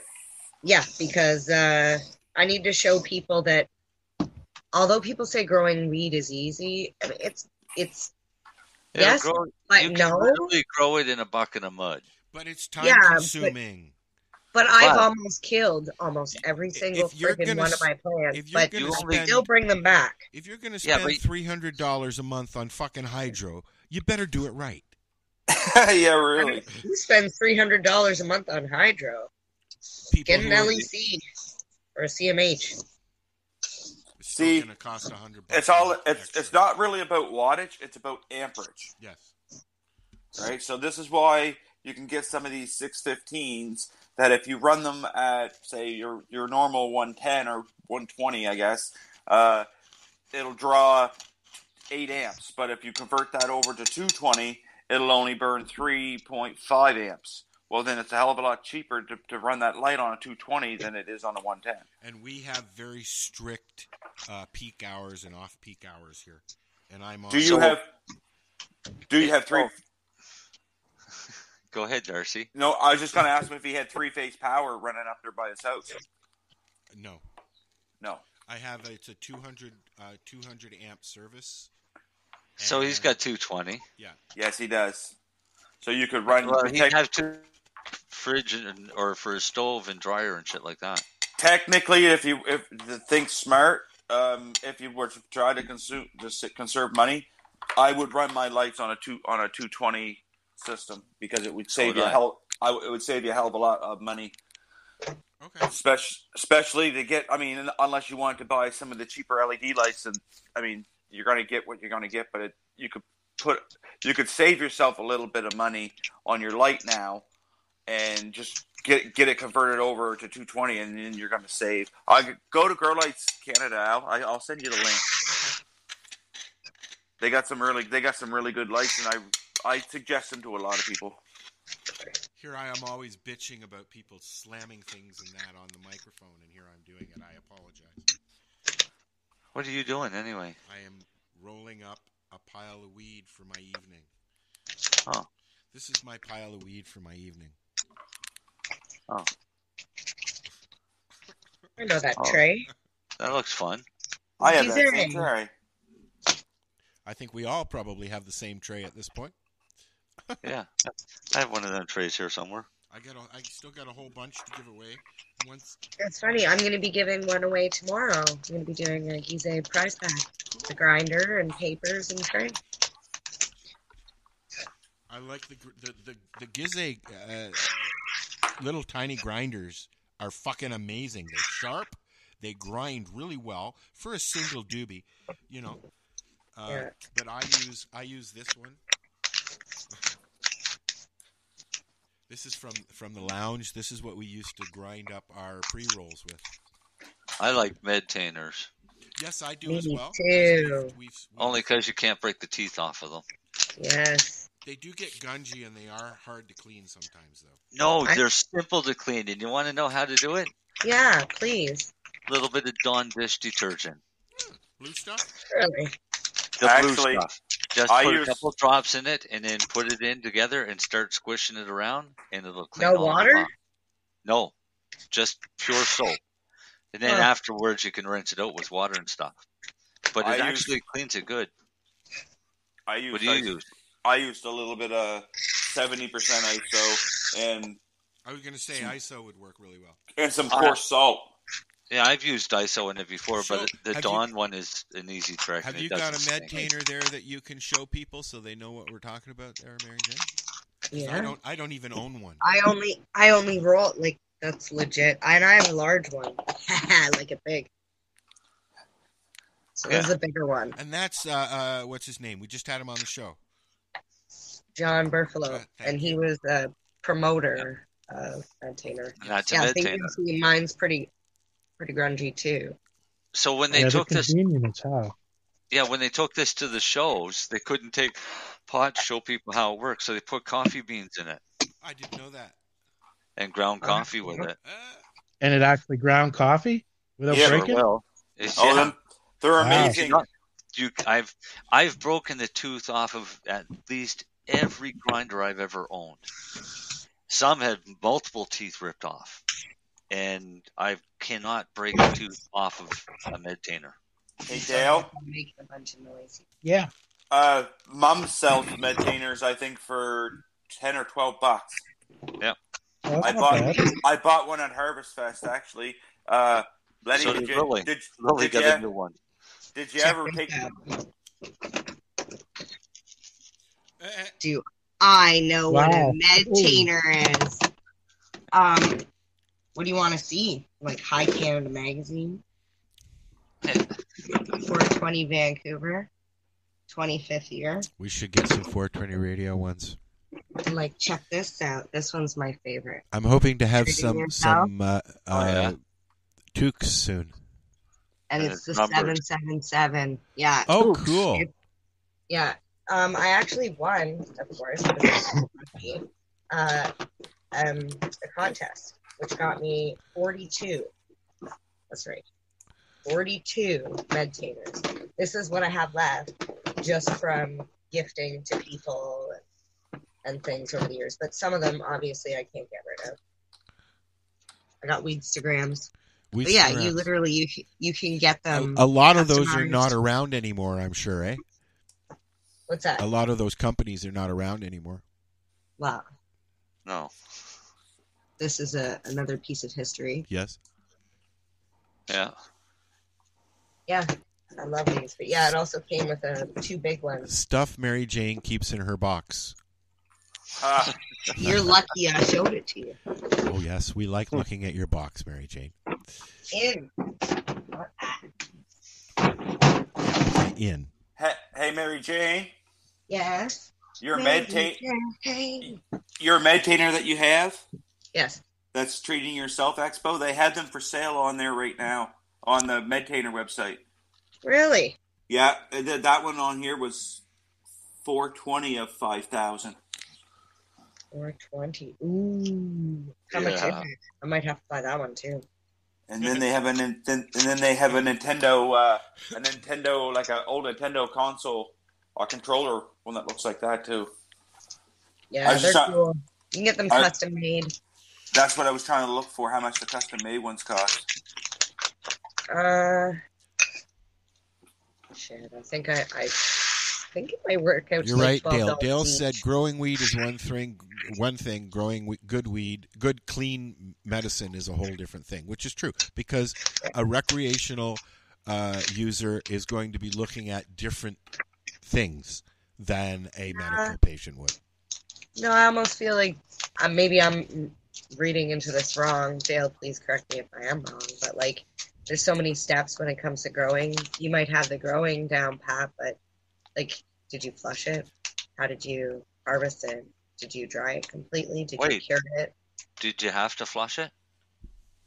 There you go. All right. Even better question. That's going to be a big thing, and I'm going to start taking pictures. I've even got I don't know where it is because it's in stuff that I haven't opened, but I have one of those little eyeglass thingies, little magnifying glass thingies with the two. The jeweler loop. Yeah. Thank you. No, it's one I got. It's awesome.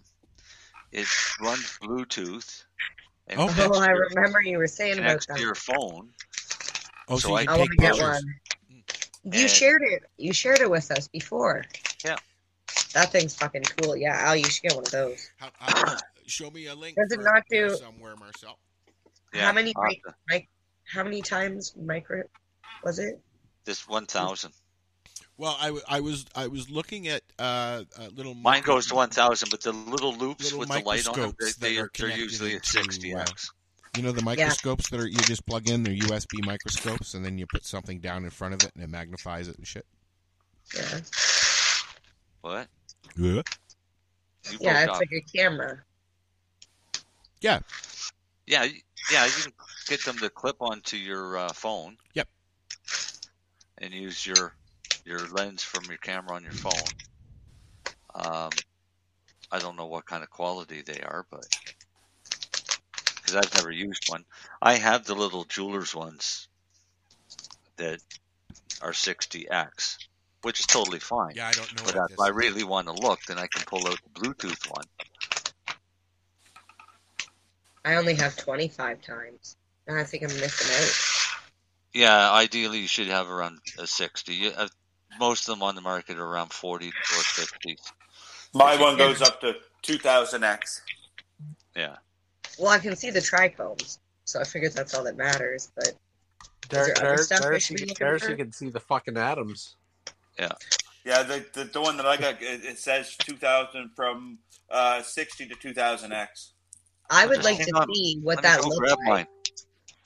Like what 2000 looks like. Take a picture of one, Darce. Yeah, next time you're playing around with it. Yeah, I got I think mine's right here, actually. I'll tell you. What's your phone battery at, Darcy? 15%. Let me see what I can do. No, it's not right there.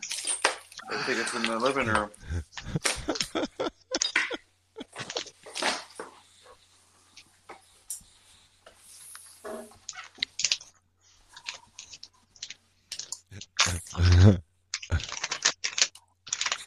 Do. Yeah, dead air. I'm opening the box. They might copyright strike us for that. Like, you're playing Jeopardy. Mine is called a Wi-Fi digital microscope. All right. Do you have a link? So is it Bluetooth? Yes. Oh, awesome. No, sorry, it's not Bluetooth. It's Wi-Fi. So what happens is you bring it right onto your network. Well, I bring it onto my phone. Yep. All right. Then it's going to make me connect to it on Wi-Fi, so it disconnects from your internet. So while you have it, it uses your phone network probably. Network, yeah. It's its own private little network. Yep. So let me grab a bud here. I'm sure I've got some around.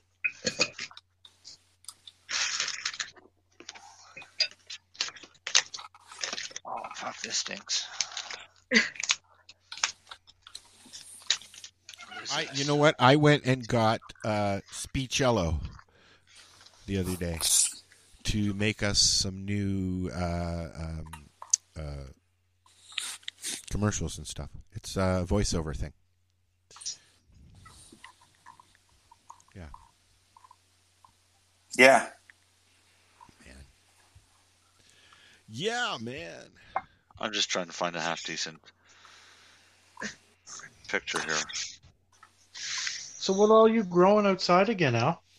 I have okay, let me think here.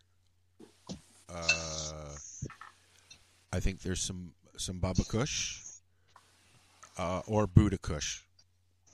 Baba? I got oh fuck, dude. I can't remember. I can't remember right now. If I looked at them, yeah, I'm really high. If I was looking at them, I'd probably be able to tell you. The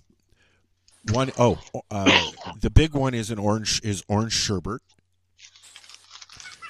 There's a Death Bubba, and the ones I got from the res, I can't remember. I've got the little buckets outside, so I'll have a look and see if I wrote them down. Well, there's a lot has happened between getting them and bringing them up here, and I'm really happy they survived. Now they're fighting with the wind and whatever large animal was roaming around in the back yesterday. So far, I've seen 2 wolves, and I've heard growling in the woods behind the house. So, you've seen 2 wolves? I've seen 2 wolves walking down the street like they were my pet dog, just walking down the street. And this week, Rosa got into it with a neighbor's dog. Got her ear bit. Oh, shit. Yeah. Well, she broke off her chain, and she bolted, and just snapped it off the rig that I had it on, and so she's all right, but I think her ego was a little bruised. Lovely way to meet the new neighbors. Yeah, well, shit happens. Dogs get excited with each other. There's nothing once they go into that mode. Like once Rose goes into that bitch mode, there's nothing stopping her. She doesn't listen to me. She doesn't listen to anything. I had to walk over there, reach my hand in the middle of 2 fucking dogs fighting, and pull them apart. Right? And hope not to get bit. Exactly. I mean, I looked where I was grabbing, and, just I had to grab a hold of her and pull her off at that point. Right? So. Yeah. My dog listens to me. What's that? My dog listens to me. Well, Rosa is a farm dog who's never been socialized properly, and she doesn't listen to anybody when there's other things going around. And it's not the farm, so she's not used to this having to be confined. So I'm already pricing stuff for the fencing and stuff. So. Yeah, but Rosa's improved a lot over the years. You remember, Oh my God, I couldn't even be around Rosa. You'd have to put her in the house or whatever, because she'd be like. Yeah, she's very hyper. And now she's still like, she comes to greet you, but as soon as you say enough or whatever, she's very content to just kind of be with people, and but she needs a friend. So I'm hoping that we can hook up Charlie, my buddy's dog, and her, and so they can have some fun together. But she's 9 years old, and she's the other dog's 3. Might not work out so well. So we'll see. We'll see. But she hangs out with Steven all the time, so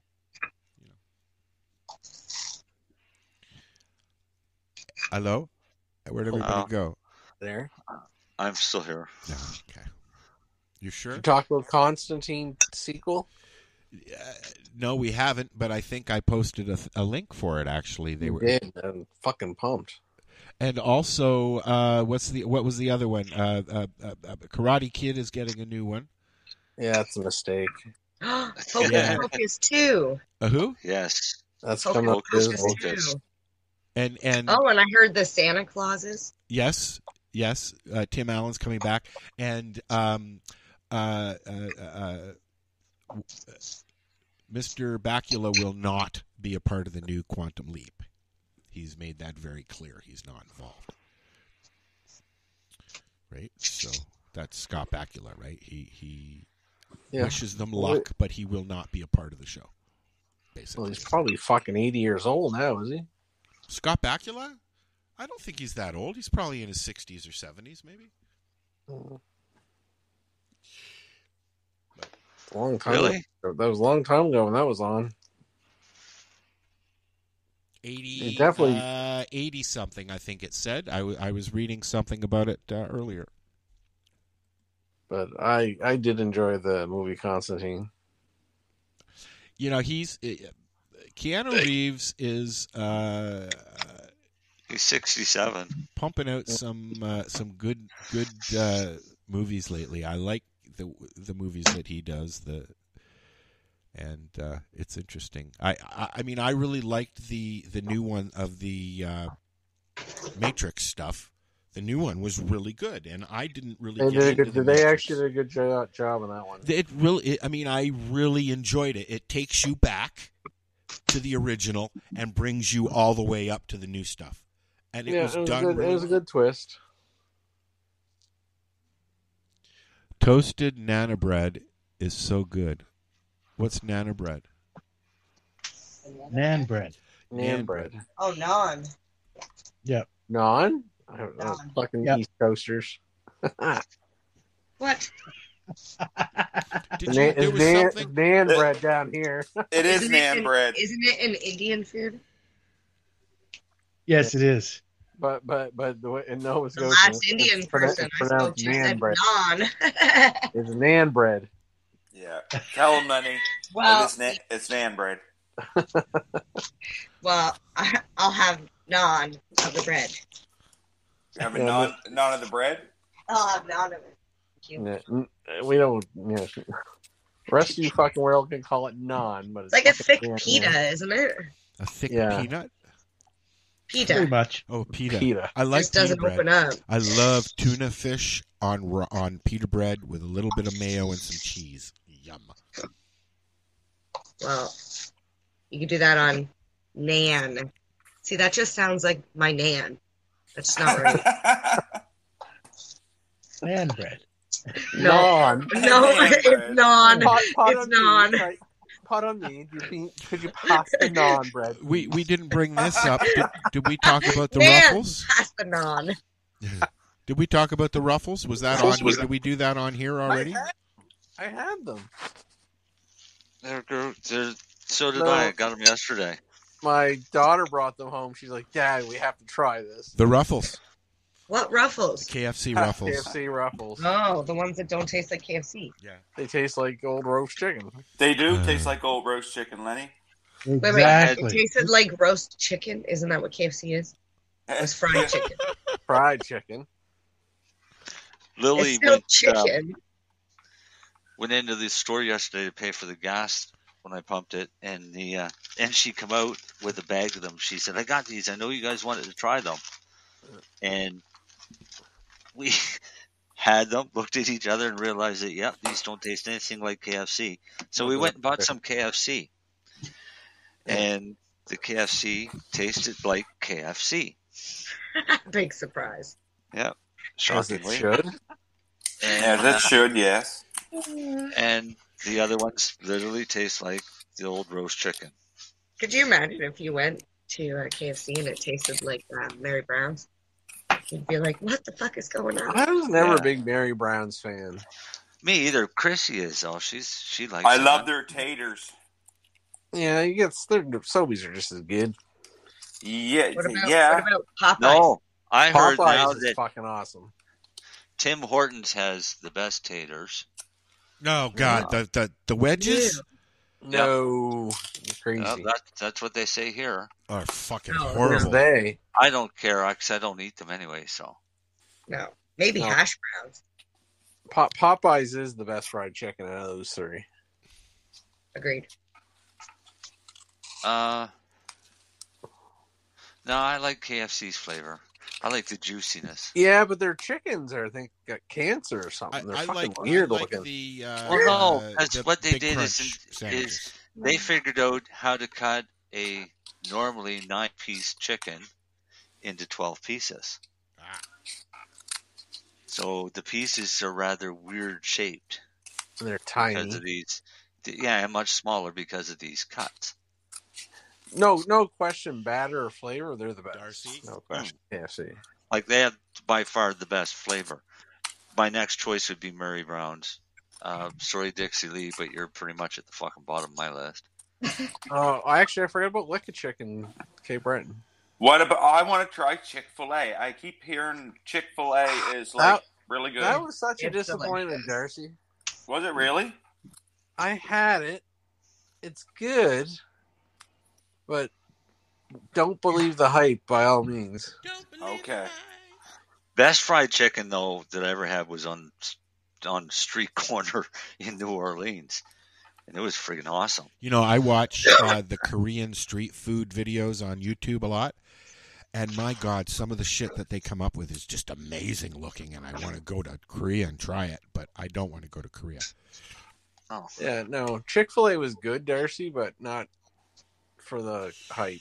Not what everyone raves it up to be. No, I didn't get it. Yeah, it's not open 6 days a week. No offense to our American friends, but they are Americans. It's kind of like the hype over Krispy Kreme. I remember when the first. No, they're fucking Krispy Kreme is fucking awesome. When you get it right off that fucking.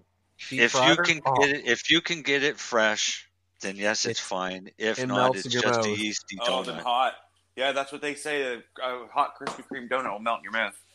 Oh, it's so good. I was living in BC when they opened up the first one, and it was in Delta, BC, and they had people camping out 2 days before it opened to be first in line. Yeah, wow. That's just called mentally challenged people right there. Oh, it's unreal. The lineup they had, they sold out everything the first day. No, they're whatever that classic sugar glaze one, their classic one, like fucking the bomb. But all their other donuts suck. Yeah, I mean that's the only one that's really good. But you've got to get it when it's fresh. If you don't get it when it's fresh, if it's like sits there, it's just like every other shitty donut. I will say I've never eaten a fresh Krispy Kreme donut. I've only ever bought them from like the mall when they're like, "Hey, would you like to support our charity and buy a box of Krispy Kreme?" Right. No, I didn't actually know you could get Krispy Kreme donuts from a store. I thought it was like Girl Guide cookies or some shit. No, so they have stores. Yeah, I seen one in Toronto, down in the beaches, but they're delicious even however long they've been sitting in the box. I mean, they're a tasty donut, but if you don't get them when they're fresh, then they're a chewy donut. Yeah. Well, now I'm excited. I'm going to go to Toronto. But when they're fresh, they melt in your mouth. I mean, we used to get them. Somebody would bring them into the office in a box. Marijane visiting a Krispy Kreme coming soon. Yeah. So, I mean, they're a good donut, but not like a Walnut Crunch from Tim Hortons that they don't make anymore, the bastards. Walnut Crunch? Yeah, that was the best donut. Not even close. What? No, I like. What was it, like an old-fashioned plain with walnuts in it? Chocolate glazed or Boston cream, all the way. The Walnut Crunch was shaped more like a square, a McDonald's apple pie, like a rectangle. Okay. And it was all chocolate with walnuts all through it with glaze over it. Oh, so it looked like a giant piece of turd. It did. That's why they don't make it anymore, because kids would go out and go, ew! Well, no, with the price of walnuts and everything, it became a very expensive donut to make. But maybe you should suggest to them to do it for like a seasonal thing. Did you try a donair yet, Marijane? No, I'm waiting until I go to the East Coast. Yes, you have to wait till you get to the East Coast to get a donair. And she's going to have to get it at Acropolis. No. Ravana. No.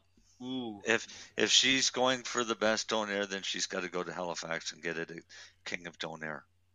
Oh, fuck okay, off. So I'll go get donair with each and every one of you at whatever place you want. You too, Dale. Tony's is better than donair. Kyle's is better than like anybody. Sam's. Guess like, what, I guys? feel like we should start a poll on our Facebook page. It's Go to Middle Muscadava to donair? Kyle's and get the best donair. I would say goodbye. I'll put Ravana and Bible Hill up against anybody, believe it or not. He does make a good donair, Lenny. Especially that 2-pound fucker he makes. Yeah. What about that donair really place good one from? back in the day. A 2-pound donair. Yep. What about that donair place not in anymore. Trailer Park Boys? That was King of Donair, That's wasn't it? KOD. Yeah. Okay. Yeah. It's time to say goodnight, guys. Yeah, my phone's got 1% left. It's kind of last. Wow. Look at that. Right. We will be back next week, 7 p.m. Eastern Standard Time, 8 o'clock on the East Coast. And there goes Darcy. Always leaves first. That was the 1%. Say goodnight, guys. Good night. Night, Have a guys. good weekend. Later. So what are you doing? Nothing. Nothing? Why not? Trying to get on the Lifestyle Radio website. Sounds like a cool website. Yeah, it's alright. Oh, wait, I might have it. You might have it. You're listening to Lifestyle Radio. The opinions expressed during this show are those of the individual participants and do not necessarily reflect the opinions of their associated organizations or Lifestyle Radio.